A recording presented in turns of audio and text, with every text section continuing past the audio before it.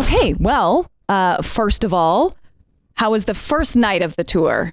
It was really fun. Yeah? Yeah, it was really cool playing with Portugal the Man. They're world-class talent. It was wild to see. I've never seen them before, and they're very, very good. Yeah, and was Vancouver a good place to start the tour? You're feeling like West Coast is a nice start? Yeah, it was great. Yeah. We've played here once before, but last time we were here, we played at a machine learning conference. To say we played here is a little strong. We played in like in a convention center. For like 8,000 people who did not care. 8,000 uninterested machine learning engineers. By the way, to this day, still the largest audience we've ever played to. Yeah. They just didn't care that we were there. Well, there was like a sausage like bar over there. We hit that up. Open bar. They didn't care about us. That was great.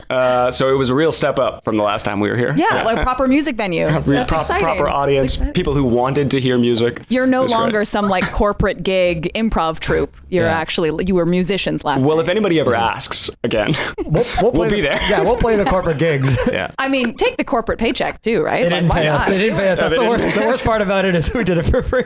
Oh, you did it for the sausage bar and the open bar? Oh, man. We're all programmers, and John, our drummer, and Nick actually submitted a paper to this conference, and that's why we were there. Oh my gosh, that's so interesting. Submitting papers to perform for proper people. And then Nick unironically was like, "Can my band play?" I love that. I love that. Yeah. It was lovely, actually. It was a great time. So what brought you all together, and when did it transition into a band? Like what was the thing that took you from programmers into We musicians? were all going to U of T. University of Toronto. And most of us were in programming, computer science. He was in literature? Film and literature, yeah. But we convinced him to switch into programming. Yeah. So now he's also a programmer. But it was in second year. We just met in various times and started jamming. Met through playing music. And then through that also coded together and did some fun stuff. Yeah. Nice. And I think one of my favorite things about Good Kid as a band is that you have sort of this really lovely Discord community. So you're you're not just out there doing shows and you don't exist on just these social, on the classic Instagram, Twitter, stuff like that. You actually have a community of active fans who get to kind of participate. A few of them were at our show last night, actually. Yeah, we had a couple of our Discord friends, a couple mods come and see the show. That's awesome. And that's I was curious. I was like, how often do you get to actually connect with people from the Discord chat in live shows? All the time, actually. I think every show. Yeah. A lot of them will come out.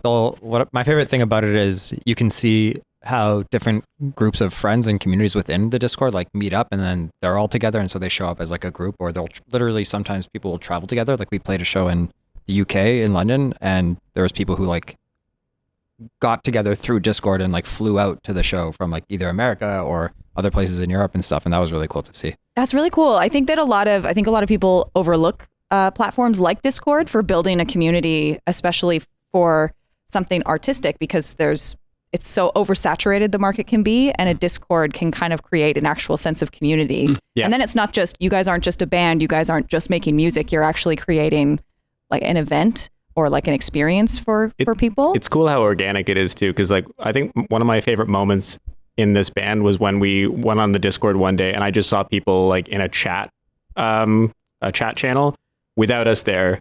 They were just there. They were just hanging out. They were all in a voice chat. Yeah, in a voice chat. And I realized that we didn't need to be there all the time.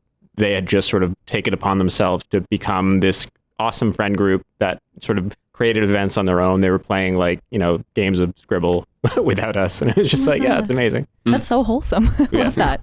And then I also saw that you have made your songs available for people to use on YouTube videos and stuff like that. Mm-hmm. Do you find that has also enhanced your community presence because you have people kind of making basically little music videos for you and stuff like that?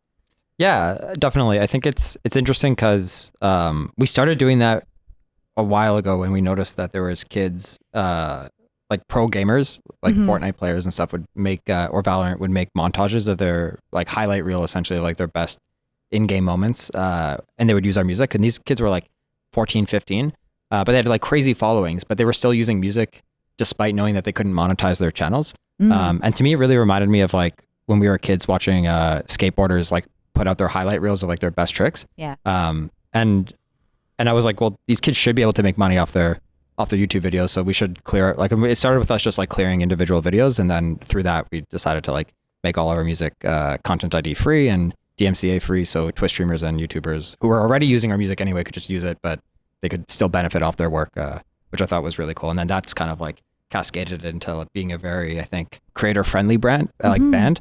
So now we get like a lot of creators who know that they can use Good Kid. And we've been in, I think, like, we were in a Mr. Beast video, and not like us personally, but our music was in it. Yeah. One of our sweaters. Yeah, no, some of our music has been used in like literally the biggest creators in the world now, which is really cool. And I think it's a direct result of us being like very supportive of those people who we kind of understand, like they just want to use good music, and the existing systems for using music make it very difficult for creators to actually use it.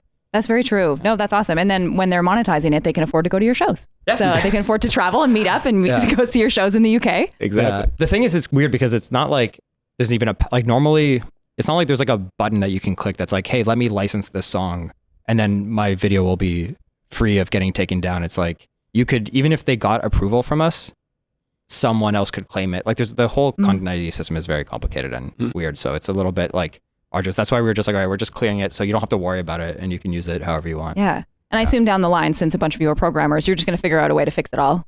You'll have the next system in place. Those are not programming challenges. Those are bureaucratic. We've had discussions. We were like, we should start a distribution thing, and then we looked into it and we were like, oh my god, this is insane. There's so many layers. It's like building calendars and websites. And then I actually wanted to ask about, because you just brought it up when you were playing for First Rate Town, how basically you had recorded it and it was all good to go, but you had forgotten a chorus. Yes. And so I love that for two reasons. As one does. It happens all the time in the music industry. People forget choruses they're recording. It is so common, But I'm willing to bet it happens from time to time, because I mean, you're musicians, you have music going through your head all the time. You're practicing riffs, you're playing new things, like you're trying things out. Yeah. And then it comes down to it and it's maybe gone, and then it kind of comes back. So what has the process been like, sort of uncovering that missing chorus? We recorded it. I loved it. I thought it was great. And then at some point, David was like, wow, it could have been a lot better if we had just put in this chorus I wrote. And we were like, what? And every one of us was like, what chorus are you talking about? And then he played it and we were like, well, that's unobjectionably better. Like, god damn it. And it's not that we didn't want a chorus. Like, we wrote it in a way, like we all thought we were writing a song that had an instrumental chorus, like a tag instead of a chorus. Yeah. There's some songs out there that, like 1251 by The Strokes is an example that doesn't have a vocal chorus. The chorus is like the da na na na na na, you know what I mean? So we thought we were doing that. We were like, oh, we'll just write a song that doesn't have like a vocal chorus. Yeah. And then little did we know, David had been sitting on this chorus the entire time, just probably sitting there mad at us, being like, why are these guys? I know I messed up. Right? You guys just gotta, forgive me. It's okay. Yeah, it sounds like this is all with love. It doesn't sound like it's frustration. But now it's cool because, like we said earlier, it's sort of the official, unofficial, like new version. So it's almost like it's like breathing new life into a song that's already recorded somewhere, but now it gets to exist as something different at live shows. And now it's recorded here. So thank you. You're helping us correct our mistakes. Yes, thank you. Anything we can do to help. Awesome. Well, enjoy the rest of your day in Vancouver and enjoy the rest of your tour with Portugal the Man. I hope that it's a fantastic experience, and I feel like you're going to learn a lot from them too. Just it's an interesting vibe mix, I will say. Portugal the Man and Good Kid. I think it's a good blend. Like, I feel like if I had to pick a band that was opening for Portugal the Man, I'm not exaggerating. I really do think that Good Kid is. Oh, thank you. Is the pick. Yeah, this is a Lego piece coming together, and I love it. So thank you so much. Oh, one last question. Is anybody playing Baldur's Gate 3?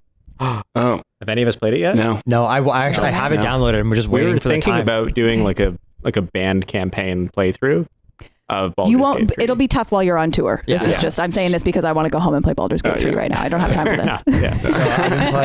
I've been playing a lot of, I discovered Minecraft like 15 years too late, and Nick's making fun of me a lot because he played it like a long time ago, but to me, I'm like, oh my god, this is the greatest game of all time. But I didn't realize like I'm so late to this. You're so late. Oh, that's awesome. Thanks so much, you guys. Have a great rest of your tour. Thank you.